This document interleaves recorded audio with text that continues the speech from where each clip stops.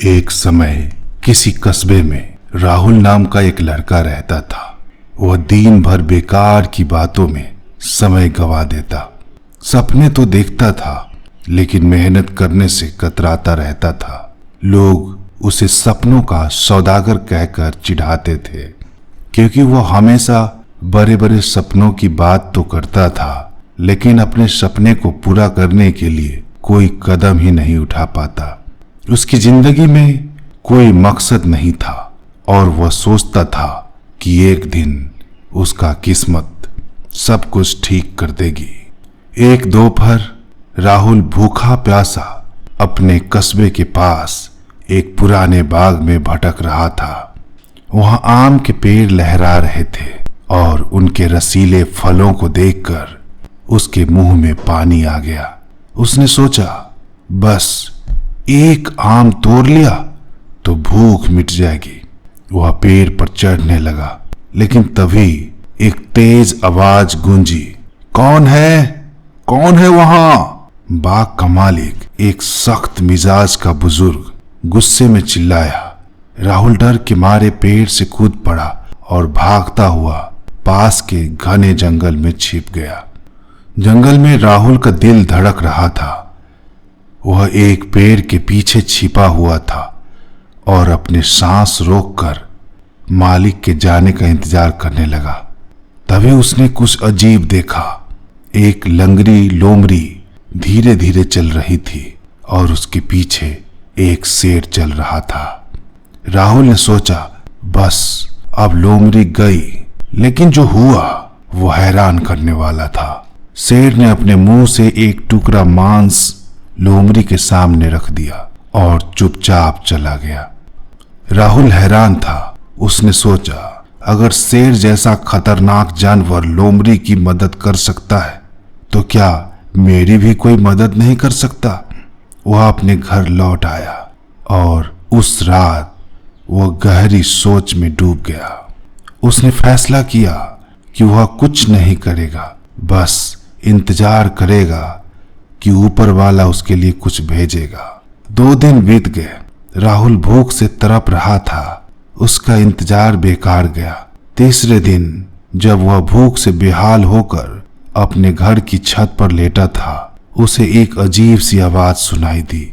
यह कोई इंसान नहीं बल्कि हवा में गूंजती एक फुसफुसाहट सी आवाज थी, खुद उठो राहुल, तुम्हारी किस्मत तुम्हारे हाथों में है। राहुल चौंक गया।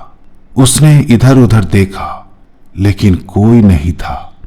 क्या यह उसका वहम था या कोई रहस्यमय शक्ति उससे बात कर रही थी? राहुल ने उस आवाज को नजरअंदाज करने की कोशिश की लेकिन वह बार बार उसके दिमाग में गूंज रही थी।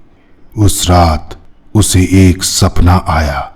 सपने में वह उसी जंगल में था जहां लोमड़ी और शेर मिले थे, लेकिन इस बार लोमड़ी उसकी ओर देख रही थी और बोल रही थी, मैंने अपनी कमजोरी को स्वीकार किया लेकिन मैंने हार नहीं मानी। तुम क्यों रुके हो राहुल? सपने में अचानक एक तेज रोशनी चमकी और राहुल की आंख खुल गई। वह पसीने से तरबतर था। उसे समझ नहीं आ रहा था कि यह सब क्या चल रहा था, लेकिन उसने फैसला कर लिया कि वह अब और ज्यादा इंतजार नहीं करेगा। अगले ही दिन उसने अपने कस्बे के एक छोटे से पुस्तकालय में गया।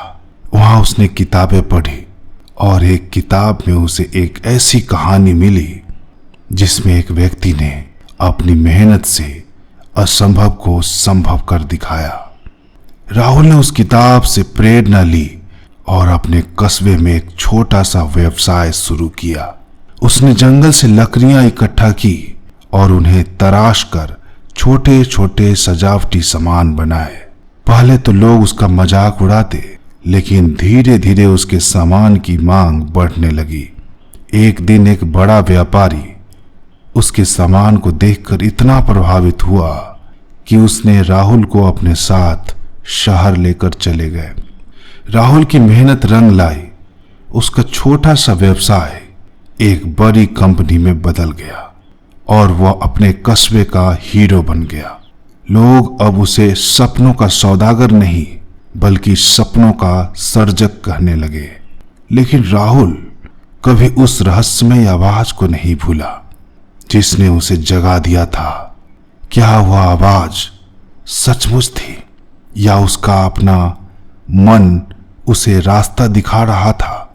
यह सवाल आज भी एक रहस्य बना हुआ है। राहुल की कहानी हमें सिखाती है कि सपने देखना आसान है, लेकिन उन्हें हकीकत में बदलने के लिए मेहनत और हिम्मत चाहिए। दूसरों पर निर्भर रहने की बजाय हमें अपनी ताकत को पहचानना होगा और अपने रास्ते खुद बनाना होगा। कहानी पसंद आई तो वीडियो को लाइक करें, चैनल को जरूर सब्सक्राइब कर ले ताकि अगली कहानी आपको समय पर मिल सके। इसके लिए आपको बेल आइकन को जरूर दबाना होगा ताकि हर एक वीडियो टाइम पर आपके पास पहुंच जाए। बहुत बहुत धन्यवाद। जय हिंद।